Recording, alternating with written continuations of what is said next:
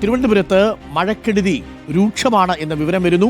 വിളപ്പിൽശാല മുളയറയിൽ മണ്ണിടിച്ചിലിൽ ഒരു വീട് തകർന്നിട്ടുണ്ട്. വീടിന്റെ കോൺക്രീറ്റ് തൂണ് അപകടാവസ്ഥയിലാണ് എന്നാണ് അറിയുന്നത്. 50 മീറ്റർ ദൂരം മരങ്ങളടക്കം ഒഴുകിപ്പോയിട്ടുണ്ട്.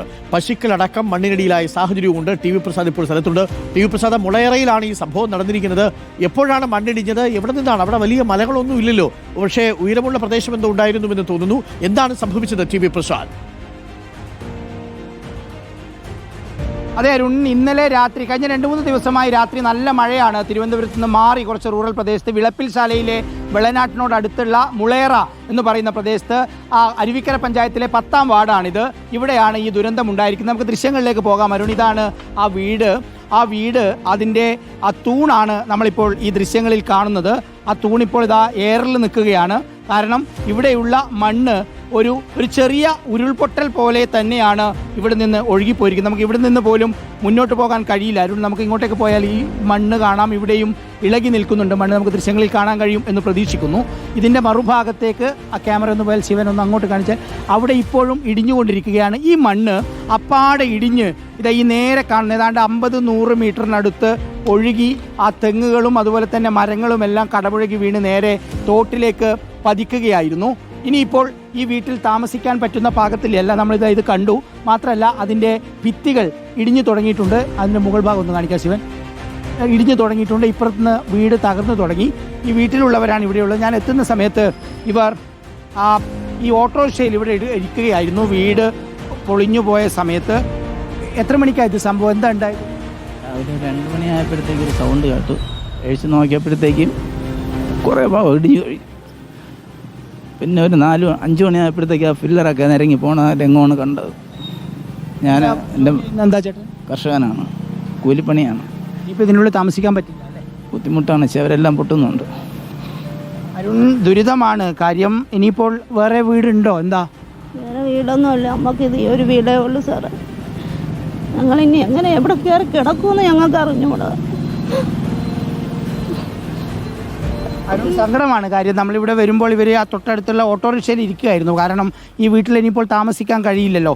ഈ വീട്ടിൻ്റെ അസ്ഥിവാരം ആകെ തകർന്നു കിടക്കുകയാണ് നമ്മളിപ്പോൾ കണ്ടതുപോലെ.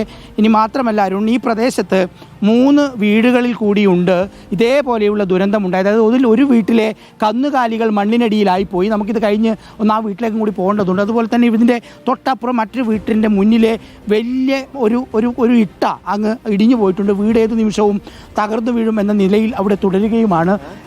ഇത് എപ്പോഴാണ് പുലർച്ചയ്ക്ക് ഉണ്ടായത്? എപ്പോഴായിരുന്നു ഇത്? വേറെ പ്രദേശത്തുണ്ട്.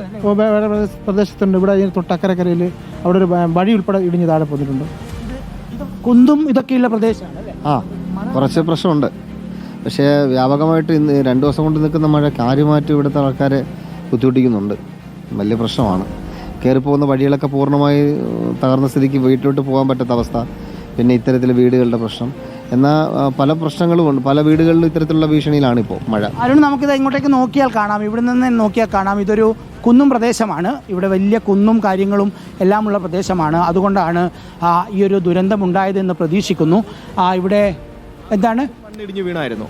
ഇവിടെ ഇവിടെ തൊട്ട് അപ്പുറത്താണോ കന്നുകാലികളൊക്കെ കുടുങ്ങി എന്ന് പറയുന്നത്? അവിടെ ആയിരുന്നു. അതുകൊണ്ട് അവിടെ മണ്ണിടിഞ്ഞ് വീണു. പിന്നെ സ്ഥിരം ഈ കഴിഞ്ഞ പ്രാവശ്യം മഴയത്ത് ഈ റോഡിൽ പല സ്ഥലങ്ങളിലും മണ്ണിടിഞ്ഞ് വീണായിരുന്നു. റോഡ് വെട്ടിയതിന് ശേഷമാണ് സംഭവിച്ചത്. ഈ മണ്ണിടിഞ്ഞ് കിടക്കുകയാണ്. അതാണ്ട് ഇവിടെ മണ്ണിടിഞ്ഞ് കിടക്കും. ഇതൊരു പ്രശ്നം തന്നെയാണ്. നമുക്ക് ആ മറ്റ് വീടുകളും നമുക്ക് പ്രേക്ഷകരുടെ മുന്നിലേക്ക് ഒന്ന് എത്തിക്കാം. എന്തായാലും സങ്കടമാണ് ഇവരുടെ കാര്യം. ഇപ്പോൾ അവരുടെ കരച്ചിൽ കാണുമ്പോൾ സഹിക്കാൻ പറ്റുന്നില്ല. ഒരു സാധാരണ കർഷക തൊഴിലാളിയാണ് അവിടെ നിൽക്കുന്ന ആൾ. അന്നത്തെ കാര്യം കൊണ്ട് നിൽക്കുന്നതാണ്. അങ്ങനെയാണ് പാതിയെങ്കിലും ഒരു വീട് അവിടെ ഉണ്ടാക്കിയത്. അതാണിപ്പോൾ തകർന്നു പോയിട്ടുള്ളത്. റവന്യൂ മറ്റ് ഉദ്യോഗസ്ഥർ അല്പസമയത്തിനകം ഇവിടെ എത്തും എന്ന് നമുക്ക് പ്രതീക്ഷിക്കാം.